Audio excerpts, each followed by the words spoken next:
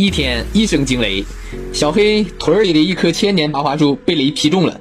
那么大的树一下子就倒下了，真是白瞎了。大树倒在马路中间也不是个办法，小黑赶紧联系了在中国做石墨生意的郝大哥。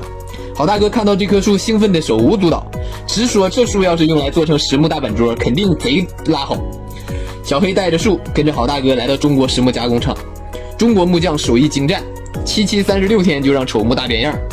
大板板面纹理独特，水波纹啊、珍珠纹啊、鬼脸纹啊，美的小黑挪不开眼，连老板娘看了都说这纹路真稀罕。